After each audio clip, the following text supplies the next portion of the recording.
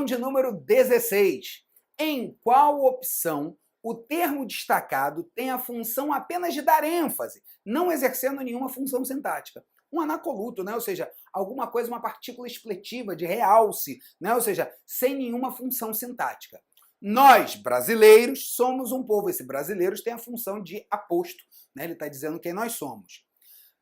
Letra B. Já que aqui a mestiçagem jamais foi esse jamais está indicando, né, uma negação de determinado tempo, é um adjunto adverbial. C. Estamos abertos é para o futuro. Repare que dá para tirar esse é. Esse é não tem função nenhuma. Estamos abertos para o futuro. Nós estamos abertos é para o futuro. Esse é indica a ênfase, né? Ele não era necessário na frase, ele está lá por mera questão de realce. Não tem uma função sintática. A gente não tem mais uma oração por conta dele, por isso a letra C é o gabarito.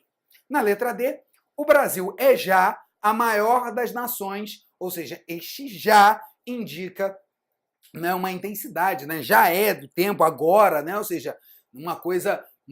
intensifica uma relação temporal, o já é adjunto adverbial. Mais alegre é uma intensidade pura, esse mais aí está indicando, é um advérbio de intensidade ligado ao alegre. Por isso, na questão 16, apenas a letra C corresponde ao gabarito, porque apenas a letra C aparece aí com uma partícula expletiva, que é o verbo é. Questão de número 17. Em qual opção as vírgulas podem ser omitidas, respeitando-se as regras de pontuação sem alterar o sentido original da frase? Tá? Então vamos lá. Na letra A, nós, brasileiros, somos um povo em ser, essa vírgula separa o aposto, tranquilíssimo, bonitinho, bonitinho. Um povo mestiço na carne e no espírito, vírgula, já que aqui está separando a oração subordinada adverbial da oração principal, tranquilo, beleza. Né? Ou seja, ele está colocando, inclusive essa oração, ela está entrecortada, né? Porque depois vem uma outra oração, aí o adjunto adverbial está até intercalada, né? Ou seja, sem problema nenhum, né, que essa vírgula exista. E não dá também para tirá-la, né, omiti-la, porque senão você, na verdade, não consegue isolar essa oração, porque um povo mestiço na carne e no espírito, né, é o sujeito de uma outra oração que não é o já que é aqui a mestiçagem, que essa daí é a oração subordinada. Então, como essa oração está intercalada, essa vírgula é obrigatória.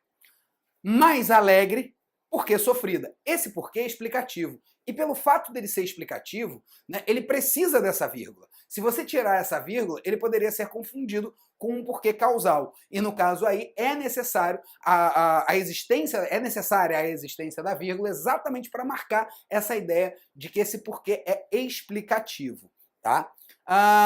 Estamos nos construindo na luta para florescer amanhã como uma nova civilização, mestiça e tropical.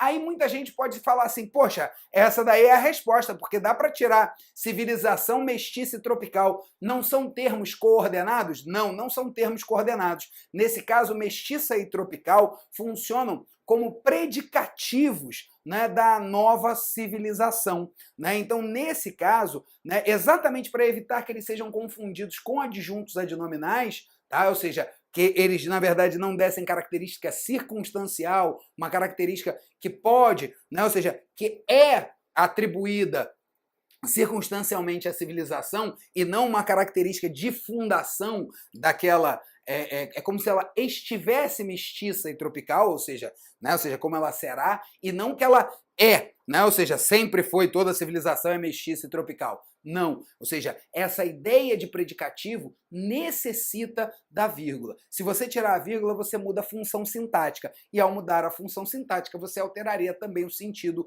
original da frase. Por isso essa vírgula aí não pode ser retirada. Agora, os brasileiros são, hoje, um dos povos mais homogêneos. Aí, nesse caso, existe um adjunto adverbial intercalado de uma curta duração, né? Ou seja, ele é curtinho, ele é de uma palavra só. E diz a regra que quando os advérbios forem curtos, de uma palavra só, você pode utilizá-los com ou sem vírgula. Você que escolhe. Aí a vírgula seria opcional. Portanto, retirar as vírgulas. Os brasileiros são hoje um dos povos mais homogêneos. Ou os brasileiros são hoje um dos povos mais homogêneos. Não altera o sentido. Altera apenas a ênfase que você vai dar ao hoje, mas não muda o sentido da palavra. Por isso, só a letra E apresenta vírgulas que podem ser retiradas. Perfeito? Então, questão de número 17. Gabarito letra E. Questão de número 18. Infere-se, a partir da leitura do texto, que o povo brasileiro, letra A, foi constituído no crime ou no pecado. Não. Na verdade, ele diz que a mestiçagem é sem crime e sem pecado. Então a letra A está equivocada. É um povo sem criatividade artística e cultural. Já parou aí que ele está falando que, inclusive, a gente tem criatividade artística e cultural e está sendo reconhecido por isso, segundo Darcy Ribeiro. Letra C. É um povo que, além de ser mestiço e saudosista, é um dos mais integrados socialmente na Terra. Gente, essa quase deu, né? A única coisa aí que tem a mais do texto é saudosista. Ele não fala em momento nenhum que a gente é saudosista. Pelo contrário, ele fala até que a gente não tem um apego, né, ao passado. Na letra D, possui identidade étnico-nacional denominada mestiçagem. Opa! Peraí, cuidado, né? Nós somos um país mestiço, mas a nossa identidade étnico-nacional, ele diz que é ser brasileiro, né? Ou seja, na verdade, o brasileiro é um povo sem selo. A melhor dessas afirmações é a letra E, de dizer que o povo brasileiro ainda está em construção, ou seja, ele não tem ainda um processo de identidade bem definida, apesar dele já ter definido que isso vai ser o brasileiro, né? Que ele é fruto de uma mestiçagem, né? Ou seja, a mestiçagem faz parte, mas é um povo que ainda está em construção, né? Ou seja, segundo aí o Darcy Ribeiro, essa nossa relação de identidade nacional. Por isso somos um povo em construção, por isso a letra E é o nosso gabarito. Questão de número 19. Na frase, precisa agora selo no domínio da tecnologia da futura civilização, para se fazer uma potência econômica.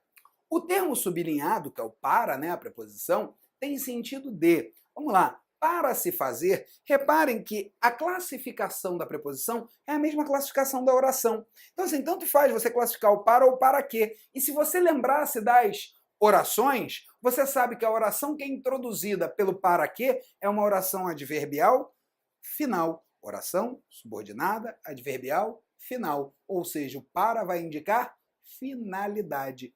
Letra A, causa. Letra B, finalidade, o nosso gabarito.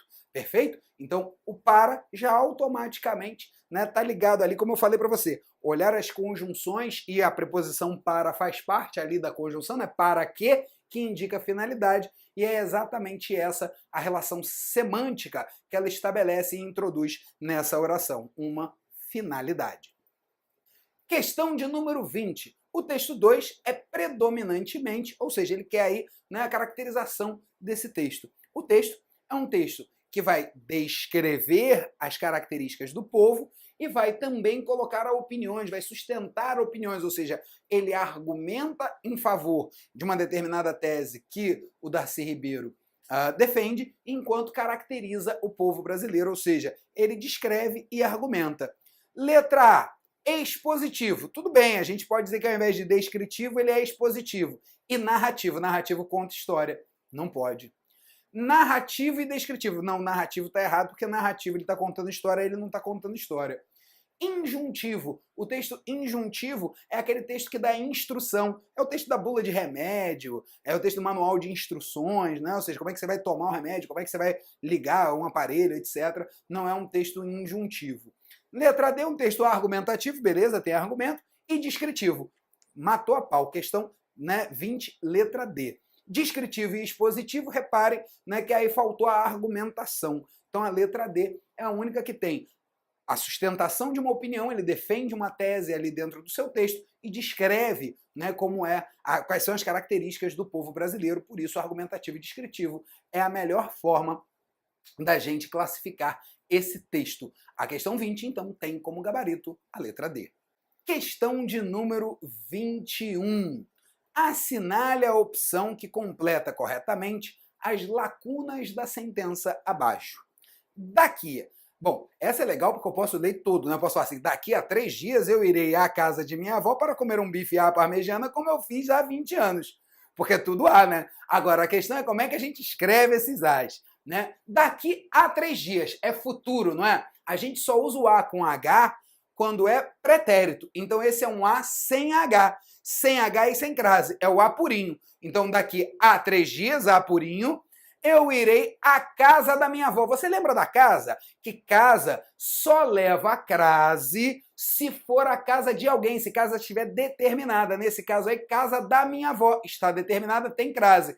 Então, daqui a 3 dias, A purinho, irei à casa com crase da minha avó para comer bife à parmegiana, a moda parmegiana com crase, como eu fiz há 20 anos agora no passado com H. Então, A sem crase, A com crase, A com crase e A com H do verbo haver. Essa combinação está na letra... Só podia ser, né? Na letra A, né? Tanto a resposta é a letra A. Ok? Então, questão de número 21, gabarito letra A.